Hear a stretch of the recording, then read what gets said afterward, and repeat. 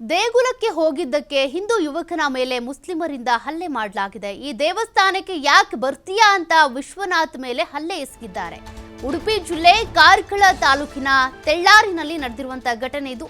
ದೇವಸ್ಥಾನಕ್ಕೆ ಹೋಗಿದ್ದಕ್ಕೆ ಹಿಂದೂ ಯುವಕನ ಮೇಲೆ ಮುಸ್ಲಿಮರು ಈ ರೀತಿ ಗಲಾಟೆ ಮಾಡಿ ಹಲ್ಲೆ ಮಾಡಿರೋದು.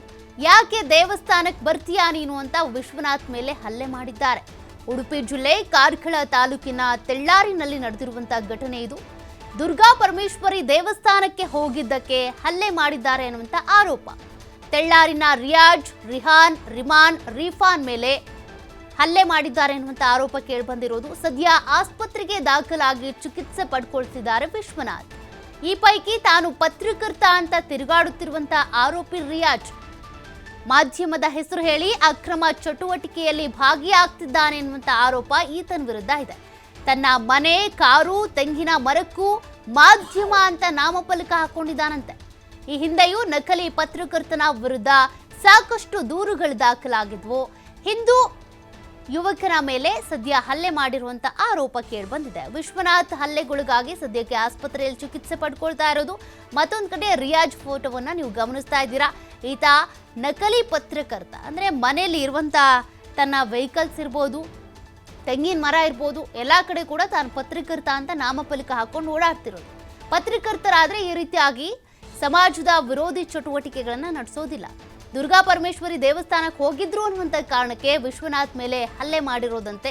ಈತನ ಜೊತೆಗೆ ತೆಳ್ಳಾರಿನ ರಿಯಾಜ್ ಜೊತೆಗೆ ರಿಹಾನ್, ರಿಮಾನ್, ರಿಫಾನ್ ಇವರೆಲ್ಲರ ವಿರುದ್ಧ ಕೂಡ ಆರೋಪ ಇದೆ. ಸದ್ಯಕ್ಕೆ ಪಾಪ ಚಿಕಿತ್ಸೆ ಪಡ್ಕೊಳ್ತಿದ್ದಾರೆ ವಿಶ್ವನಾಥ್. ಮತ್ತೊಂದು ಕಡೆ ರಿಯಾಜ್ ವಿರುದ್ಧ ಹಿಂದೆ ಕೂಡ ದೂರು ದಾಖಲಾಗಿದ್ರಿಂದ ಈಗ ಸದ್ಯಕ್ಕೆ ಹಿಂದೂ ಯುವಕನ ಮೇಲೆ ಹಲ್ಲೆ ಮಾಡಿದ್ದಾರೆ ಅನ್ನುವಂಥ ಗಂಭೀರ ಆರೋಪ ಕೂಡ ಕೇಳಿಬಂದಿದೆ. ಈತನ ವಿರುದ್ಧ ಈಗ ಮತ್ತೆ ಪೊಲೀಸರು ಕೇಸ್ ದಾಖಲು ಮಾಡಿ ಆಕ್ಷನ್ ತೆಗೆದುಕೊಳ್ಬೇಕಿದೆ. ತನ್ನ ಮನೆ, ಕಾರು, ತೆಂಗಿನ ಮರ ಎಲ್ಲ ಕಡೆ ಕೂಡ ಮಾಧ್ಯಮ ಅಂತ ಈ ರೀತಿ ನಾಮಫಲಕವನ್ನು ಹಾಕ್ಕೊಂಡು, ಅಂದರೆ ಒಂದು ರೀತಿ ಇದು ಶೋಕಿ ಮಾಡುವಂಥ ಆತನ ಸ್ಟೈಲ್ ಇದು. ತಾನು ಪತ್ರಕರ್ತ ಅಂತ ಹೇಳಿಕೊಂಡು ಜನರನ್ನು ಹೆದರಿಸೋದು, ಬೆದರಿಸೋದು, ದೇವಸ್ಥಾನಕ್ಕೆ ಹೋದರೆ ತಡೆಯೋದು, ಅಥವಾ ನಾಮಫಲಕಗಳನ್ನ ಹಾಕೊಳ್ಳೋದ್ರ ಮೂಲಕ ಯಾರು ಬರಬೇಡಿ, ಇಲ್ಲಿ ಮನೇಲಿ ನಾಯಿ ಇದೆ ಎಚ್ಚರಿಕೆ ಅನ್ನೋ ಥರ ತಾನು ಈ ರೀತಿಯಾಗಿ ನಾನು ಪತ್ರಕರ್ತ, ನಾನು ಮಾಡಿದ್ದೇ ಸರಿ ಅನ್ನೋ ರೀತಿಯಾಗಿ ಮಾಡ್ತಾ ಇದ್ದಂತೆ. ಈ ಹಿಂದೆ ಕೂಡ ಈತನ ವಿರುದ್ಧ ನಕಲಿ ಪತ್ರಕರ್ತ ಈತ ಈ ರೀತಿಯಾಗಿ ಹಲ್ಲೆ ಮಾಡಿದ್ದಾನೆ ಅಥವಾ ಹೆದರಿಸಿದ್ದಾನೆ, ಬೆದರಿಸಿದ್ದಾನೆ ಅನ್ನುವಂಥ ದೂರುಗಳಿದ್ವು. ಸದ್ಯಕ್ಕೀಗ ವಿಶ್ವನಾಥ್ ಎಂಬ ವ್ಯಕ್ತಿಯ ಮೇಲೆ ಹಲ್ಲೆ ಮಾಡಿರೋದು. ಇದಕ್ಕೆ ಸಂಬಂಧಪಟ್ಟಂತೆ ಕೂಡ ಈಗ ಕಂಪ್ಲೇಂಟ್ ದಾಖಲಾಗಿದೆ. ನಕಲಿ ಪತ್ರಕರ್ತ ಆಯ್ತ, ನಿಜವಾಗ್ಲೂ ಪತ್ರಕರ್ತ ಅಲ್ಲ. ಪತ್ರಕರ್ತ ಆಗಿದ್ರೆ ಸಮಾಜಮುಖಿ ಕೆಲಸಗಳನ್ನ ಮಾಡ್ತಾ ಇದ್ದ, ಇಂಥ ಕೆಲಸಗಳನ್ನ ಮಾಡ್ತಿರ್ಲಿಲ್ಲ.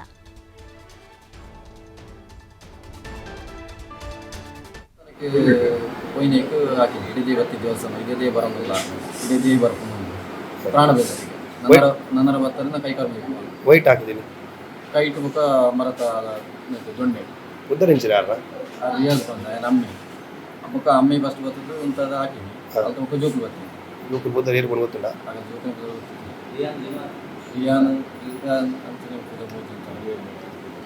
ದೇವಸ್ಥಾನಕ್ಕೆ ಕೊಯ್ನೇಕು ಹಾಕಿನಿ. ಇಡೀ ಬತ್ತಿ ದೇವಸ್ಥಾನ ಇದೇ ಬರೋಂಗಿಲ್ಲ.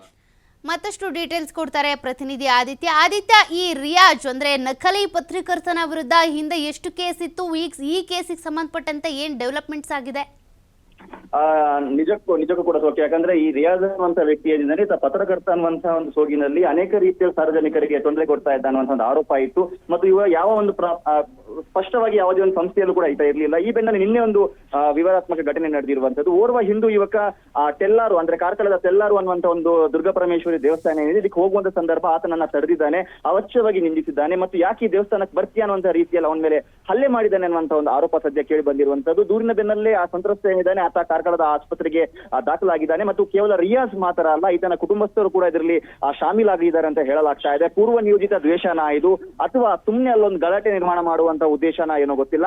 ಸದ್ಯ ಇದು ಸಾಕಷ್ಟು ಆಕ್ರೋಶಕ್ಕೆ ಕಾರಣವಾಗಿದೆ. ಹಿಂದೂ ಸಂಘಟನೆಗಳು ರಾತ್ರೋರಾತ್ರಿ ಆಸ್ಪತ್ರೆಗೆ ದೌಡಾಯಿಸಿದೆ ಮತ್ತು ಪೊಲೀಸ್ ಇಲಾಖೆಗೆ ಈ ಬಗ್ಗೆ ಕಠಿಣ ಕಾನೂನು ಕ್ರಮವನ್ನ ಕೈಗೊಳ್ಳಬೇಕು ಅಂತ ಅವ್ರ ಆಗ್ರಹವನ್ನ ಕೂಡ ಮಾಡಿದೆ. ಈವರೆಗೂ ಕೂಡ ಆರೋಪಿಯ ಬಂಧನ ಅನ್ನುವಂಥದ್ದು ಆಗಿಲ್ಲ. ಕಾರ್ಕಳ ಪೊಲೀಸರು ಏನಿದ್ದಾರೆ ಇವರು ಪ್ರಕರಣವನ್ನ ದಾಖಲಿಸಿಕೊಂಡಿದ್ದಾರೆ. ಈ ತೆಲ್ಲಾರಿನ ರಿಯಾಜ್, ರಿಹಾನ್, ರಿಮಾನ್ ಮತ್ತು ರಿಫಾನ್ ಏನಿದ್ದಾರೆ ಇವರು ಸಹೋದರರು. ಇವರ ಮೇಲೆ ಈಗ ಈ ಆರೋಪ ಕೇಳಿ ಬಂದಿರುವಂತದ್ದು. ಇವರೆಲ್ಲರೂ ಸೇರಿ ಆ ಒಬ್ಬ ಯುವಕನ ಮೇಲೆ ಹಲ್ಲೆಯನ್ನ ಮಾಡಿದ್ದಾರೆ ಅನ್ನುವಂಥ ಆರೋಪ. ಸದ್ಯ ಆತ ಚಿಕಿತ್ಸೆಯನ್ನ ಪಡಿತಾ ಇದ್ದಾನೆ. ಆರೋಪಿಗಳಿಗೋಸ್ಕರ ಶೋಧ ನಡೀತಾ ಇದೆ. ಸೌಖ್ಯ. Thank you Aditya ಡೀಟೇಲ್ಸ್ಗೆ.